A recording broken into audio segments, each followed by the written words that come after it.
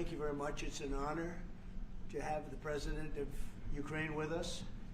We've had a lot of good discussions, a lot of good talks, and I think progress is being made, very substantial progress in many ways. We had a good meeting, as you know, just a short while ago with the President of Russia, and I think there's a possibility that something could come out of it, and today's meeting is very important. We have, I guess, the seven very powerful leaders from Europe, and we're going to be meeting with them right after this meeting, and thank you very much for being here. Thank you so much, Mr. President. If I can, first of all, thank Please. you for invitation, and thank you very much for your efforts, personal efforts to stop killings and stop this war. Thank you. And using this opportunity, many thanks to your wife, First Lady of the United States. She sent a letter to Putin about our children, abducted children, and my wife, she, First Lady of Ukraine, she gave the letter. It's not to you, to your wife. Oh, I want it. Yeah. So we are saying this sensitive topic, yes, please. And thanks to our partners, and that you supported this format, that after our meeting we can have leaders who are around us, UK and France, Germany, Italy, Finland, EU, NATO, I mean all partners around Ukraine supporting us. Thanks them, and thank you very much for invitation. Thank you very much for being here. President Trump. Yes, Peter, go ahead. Thank you, President Trump. So, President Zelenskyy, you say in a post on X today, Russia must end this war, which it itself started. President Trump, you say President Zelenskyy of Ukraine can end the war with Russia almost immediately if he wants to. Which is it? Yeah, I think that's true. I think they'll. We're going to have a meeting. I think if everything works out well today, we'll have a trilat, and I think there will be a reasonable chance of ending the war when we do that. And is this the end of the road for American support for Ukraine? Is today's meeting deal or no deal?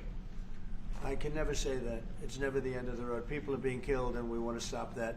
So I would not say it's the end of the road. No, I think we have a good chance of doing it. It's been almost 4 years now that a lot of people were killed last week. A lot of people last week. I mean, millions of people killed, but a lot of people last week for whatever reason.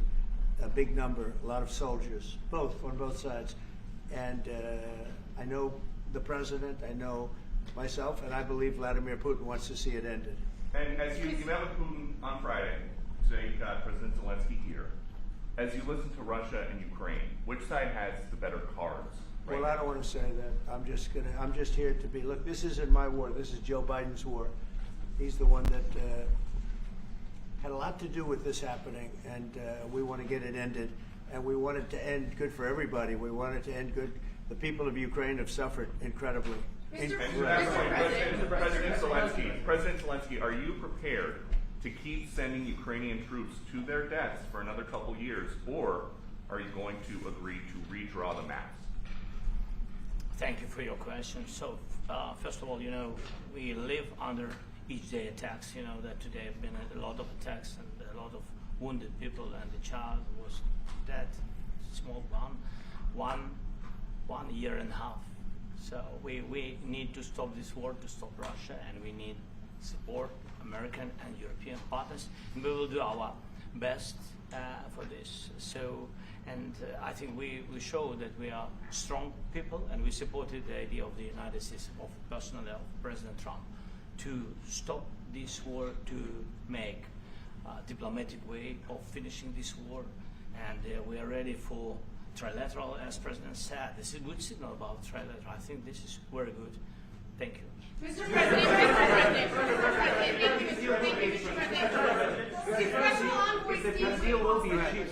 if the peace deal will be achieved, are you going to be willing to send American peacekeepers to Ukraine? Well, we're going to work with Ukraine. We're going to work with everybody, and we're going to make sure that if there's peace, the peace is going to stay long term. This is very long term. We're not talking about a 2-year peace and then we end up in this mess again. We're going to make sure that everything's good. We'll work with Russia. We're going to work with Ukraine, and we're going to make sure it works. And I think if we can get to peace, it's going to work. I have no doubt about it.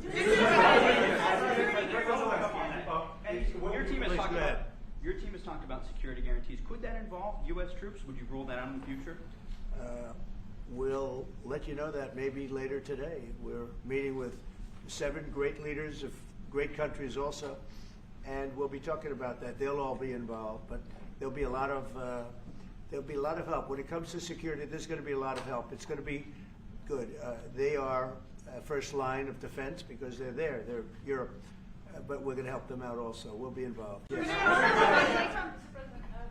Vladimir Putin mentioned that the war will not end without addressing the root causes of this war. Have you had an understanding what are the root causes of this war? Well, look, the war is going to end. When it ends, I can't tell you, but the war is going to end, and this gentleman wants it to end, and Vladimir Putin wants it to end. I think the whole world is tired of it, and we're going to get it ended. It was, I've done 6 wars. I've ended 6 wars, and I thought this maybe would be the easiest one, and it's not the easiest one. It's a tough one. A lot of reasons for it. And they'll be talking about it for a long time, but they'll be talking about the others. Look, India, Pakistan, we're talking about the big places. When you look at, you just take a look at some of these wars. You go to Africa and take a look at that. Rwanda and the Congo, Republic of the Congo. That's been going on for 31 years.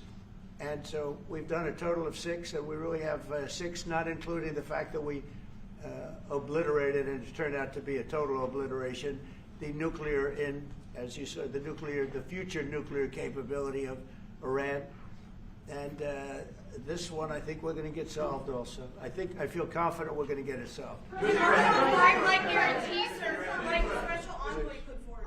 Thanks, Mr. President. Can you tell us about your conversations with European leaders and what they need to see to support an end to the war? Yeah, well, we're going to be meeting with a great representative group and 7 very powerful, very big countries and great people, all friends of mine and friends of yours. And we're going to have some suggestions made. They want to see peace. They would like to see peace. Go ahead, please. In the red. President Trump, do you think it's fair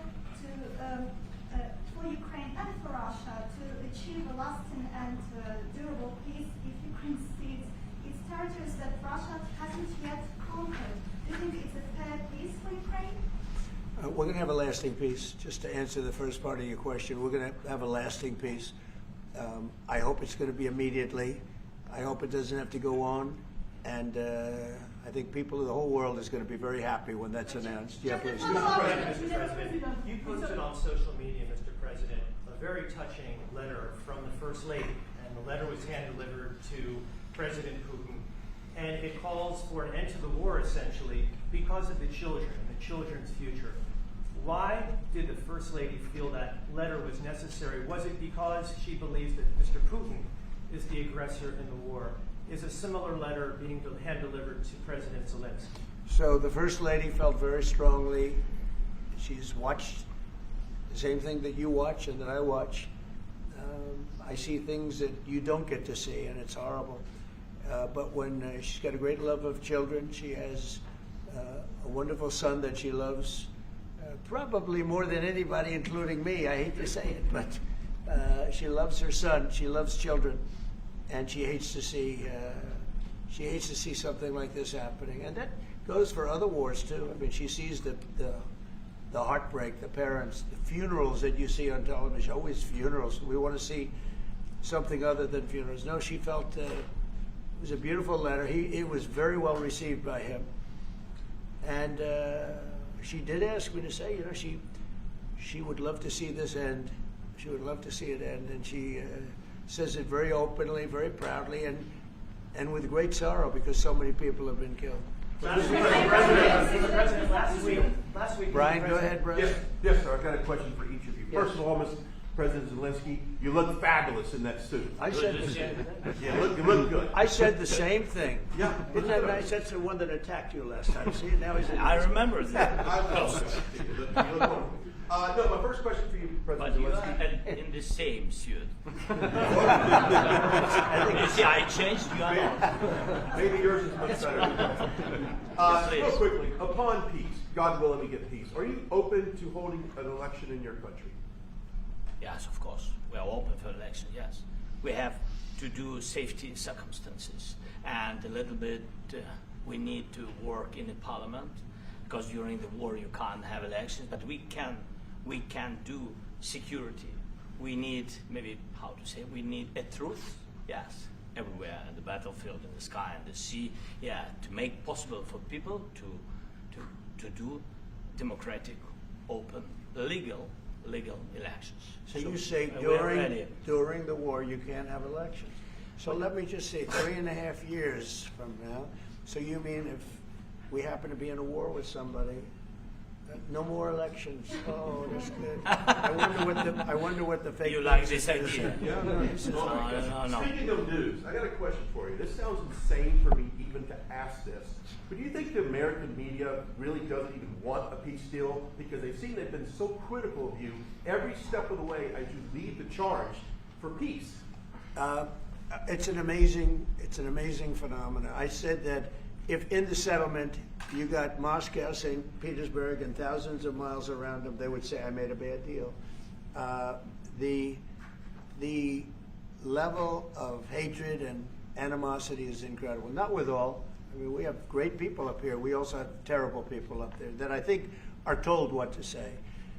But, you know, in solving all of these wars, they don't even write about it. You know, I saw major wars. I saw wars that have been going on for 31, 35, and 37, and a couple of quicker ones. One that was going to go into a full-blown deal very quickly. You know what the one I'm talking about. It was a big one. But they don't even write about that. No matter what I do, no matter what, and you know, this is not anything to do with you. It's probably to your advantage in a certain way. But no matter what I do, no matter what deal I make, from my standpoint, you'll come out good. Maybe President Putin will come out good. But they'll say, Trump was absolutely horrible. It's just that, and I've lived with that for a long time. I've lived with it since just before the first election. I used to get great publicity.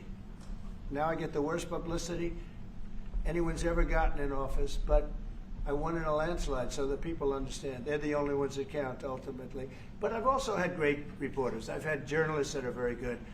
But it's very sad when you do the right thing. As an example, they said, because of the fact that Vladimir Putin came to American soil, this was a tremendous defeat for Donald Trump. No, it was really wonderful that he did it.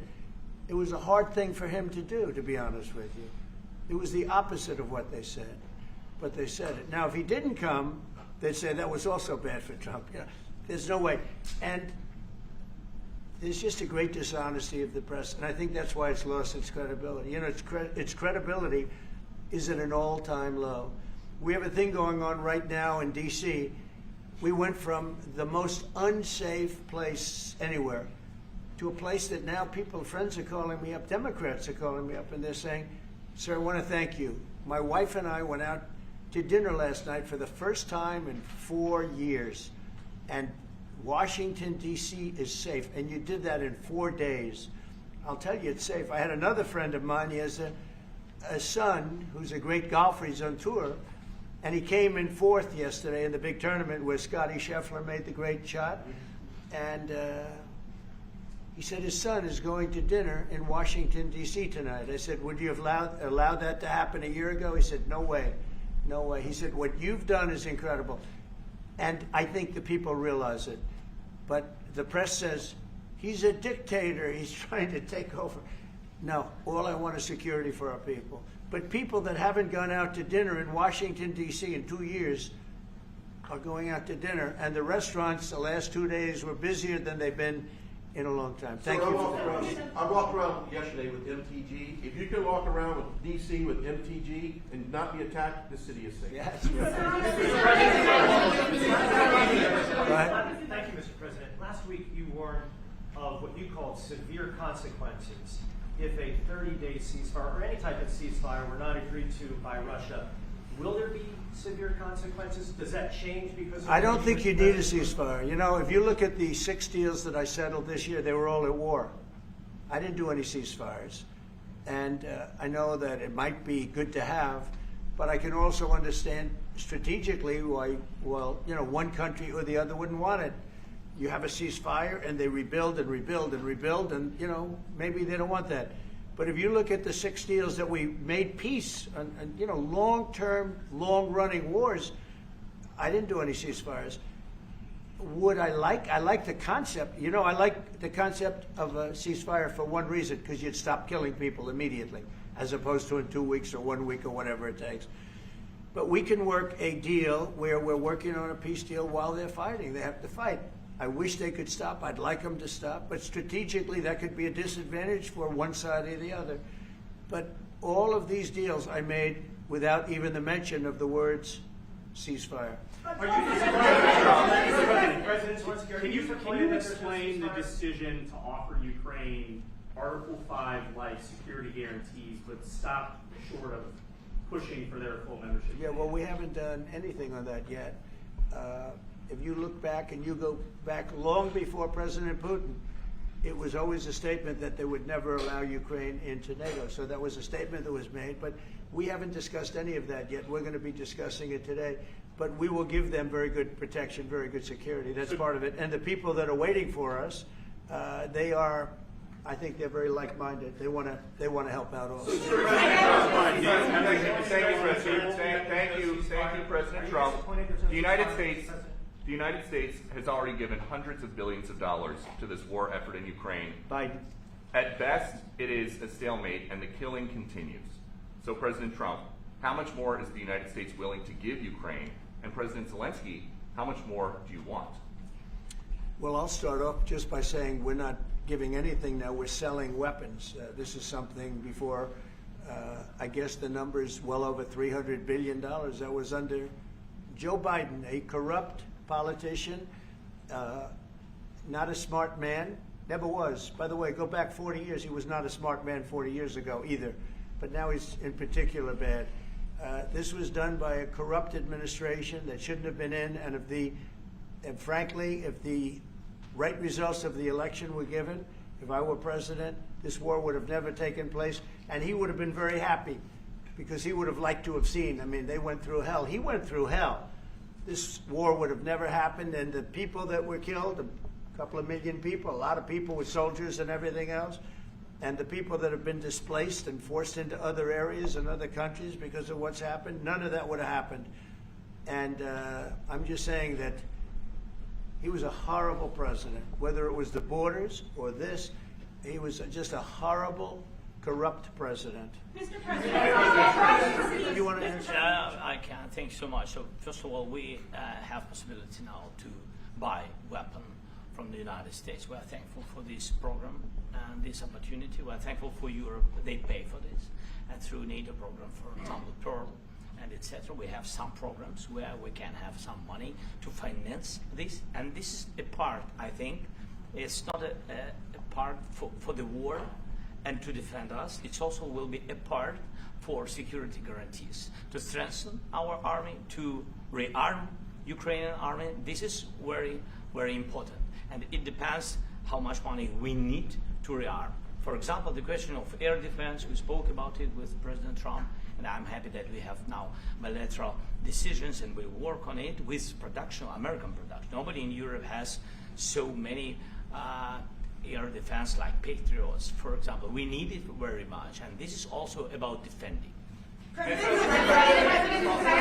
I think, you know, I think the good news, we make the best military equipment in the world by far. You mentioned the Patriots. How good are they? Systems. We have systems, they're literally 100% foolproof. And it's really like shooting two bullets, you know, two bullets hitting each other in the air in a space like this. The chance is 100%. It's 99 to 100%. So we sell the equipment to NATO. And NATO does what, I don't know what the arrangement is that you have with, but I know that they want you to have the equipment. And we're getting the best equipment in the world, but they pay us for the equipment. Under Biden, it was just crazy what was going on. I believe the number is over 300. I think it could be $350 billion worth of equipment and money and everything else. And we've made more progress in settling this war in the last 2 months than they made in 4 years. This should have been settled a long time ago, but it should have never happened. Yeah, please. You pushed out on social media. All right, Brian, go first. You pushed out on social media about doing away with mail-in ballots and potentially electronic voting machines. Can you explain on that? How? Well, that's a very off-topic. Just really quickly, mail-in ballots are corrupt. Mail-in ballots, you can never have a real democracy with mail-in ballots. And we, as a Republican Party, are going to do everything possible that we get rid of mail-in ballots. We're going to start with an executive order that's being written right now by the best lawyers in the country to end mail-in ballots because they're corrupt. And you know that we're the only country in the world, I believe, I may be wrong, but just about the only country in the world that uses them because of what's happened. Massive fraud all over the place. The other thing we want change are the machines. For all of the money they spend, it's approximately 10 times more expensive than paper ballots. And paper ballots are very sophisticated with the watermark paper and everything else. We would get secure elections. We'd get much faster results. The machines, I mean, they say we're going to have the results in 2 weeks. With paper ballots, you have the results that night. Most people, many countries use paper ballots. It's the most secure form. So between paper ballots, very, very important, paper ballots, and I think maybe even more important, the mail-in voting. We're going to end mail-in voting. It's a fraud. If you have mail-in vote, even Jimmy Carter with this commission, they set it up. He said the one thing about mail-in voting, you will never have an honest election if you have mail-in. And it's time that the Republicans get tough and stop it because the Democrats want it. It's the only way they can get elected. Because with men and women's sports and with transgender for everybody and open borders and all of the horrible things, and now the new thing is they love crime. They're fighting me on the fact that I've made Washington, D.C. safe. We're not going to get mugged, beaten up, or killed like all the people you've been watching get so badly hurt. I'm glad, I hate to take your time in this, but I'm glad you asked me that question. We're going to stop mail-in ballots because it's corrupt. You know, when you go to a voting booth and you do it the right way and you go to a state that runs it properly, you go in, they even ask me. They asked me for my license plate, for identity. I said, I don't know if I have it. He said, sir, you have to have it. I was very impressed, actually. But it's very hard to cheat with mail-in voting. As you know what happens in California, it's so corrupt, where some people get 5, 6, 7 ballots delivered to them. Now, we got to stop mail-in voting, and the Republicans have to lead the charge. The Democrats want it because they have horrible policy. If you have mail-in voting, you're not going to have many Democrats get elected. That's bigger than anything having to do with redistricting, believe me. And the Republicans have to get smart. We're not going to have a country. I said for a long time at rallies, you need borders and you need free and fair elections. Those two things. Otherwise, you don't have. We have strong borders now. In 90 days, Mr. President, we didn't have 0 in 3 months. Not one person came in illegally into our country. In fact, even I find that hard to believe, but it's run by a little bit of a liberal group that put out the numbers, so I guess it's, but 0, 0, and 0. You go back a year ago, 2 years ago, 3 millions of people poured into our country. It was terrible. Thank you very much. What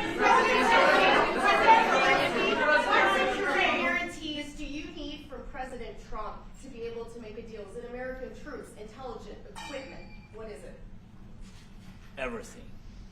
And really, it includes 2 parts.